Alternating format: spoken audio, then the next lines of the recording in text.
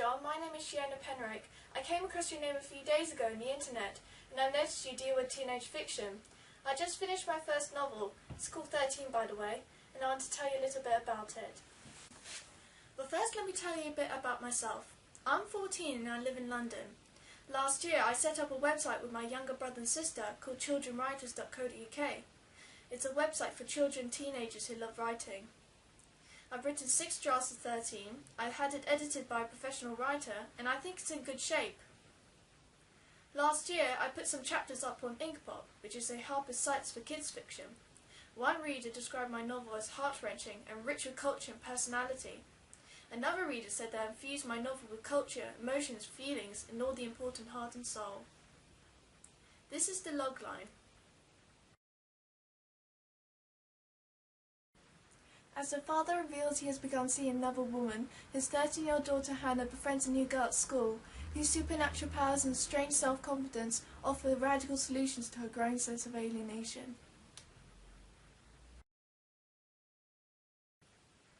This is an extract from 13 when Hannah finds her weird and powerful friend joining her school.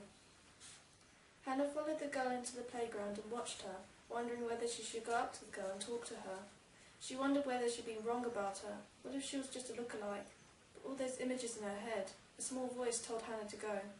She caught up with the girl and said, excuse me. The girl stopped and turned. She looked at Hannah with fresh scrutiny. Do I know you from somewhere? The girl asked in a hoarse voice. I think we used to be friends, Hannah said. We went to the same primary school. You weren't in my class, but you were in my year. Am I right? Embarrassed, Hannah felt like slapping herself. But then the girl's face lit up. Hannah Terrence? Oh my God, it's you! The girl cried, and rushed over and squeezed Hannah tight. She reminded Hannah of a bear, a cuddly but cold bear. I can't believe it's you! I thought about you all the time. Do you remember my name? Lily with the double L-L-I. Lily Bloom, do you remember?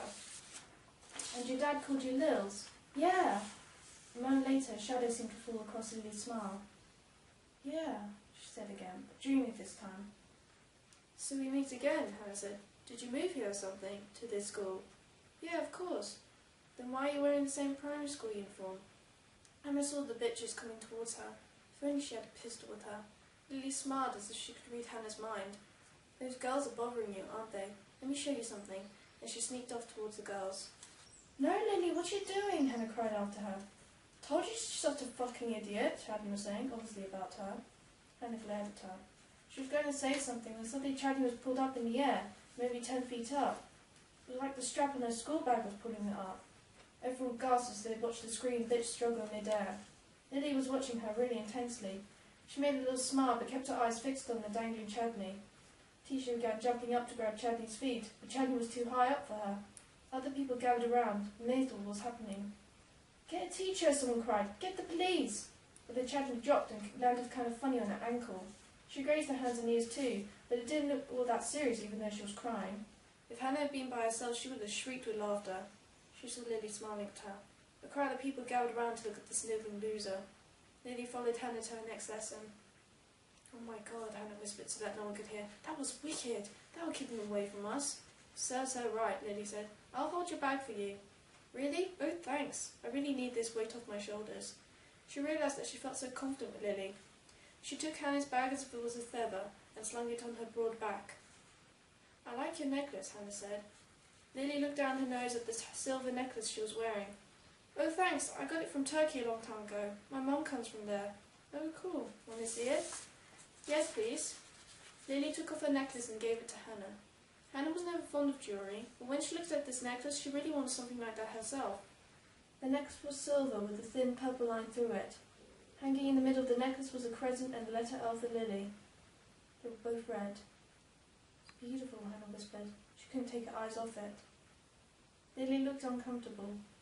Hannah. Oh, I'm sorry, here you go. She gave her back the necklace. Lily looked concerned, then smiled and put the necklace back on. Hannah wondered where you could find another one like that. Were you born here? Hannah asked. I can't remember. Yeah, I was born in central London and my mum came from Turkey. My mum got married again to her boyfriend and we moved near here. Mum's going to have twins soon. Oh, congratulations, Hannah said. Lily smiled unenthusiastically. Of course she wouldn't be looking forward to step-siblings and her mum and dad just divorced. that reminded Hannah of her own parents and their new lovers. She shuddered at the thought of step-siblings. What happened to your dad? Lily's smile faded and her face went deathly pale again. Sorry, Hannah said, looking away. I must have upset you. Was he horrible? No, Lily said sadly. He's the best dad in the world. I hated my mum for divorcing him. Hannah felt a lump in her throat as she imagined her dad packing his bags and Hannah's mum not waving goodbye to him or even looking at him in the eye while Hannah and Marcus cried as they waved goodbye. The two girls were climbing the stairs on their way to the next lesson when Hannah heard a wailing sound. They both stopped and listened. It's the police, Lily said. Should we go down and see? Thank you, John, for watching this video. To download 13 as a PDF, just click the link below. It also has my contact details in the synopsis. Bye for now!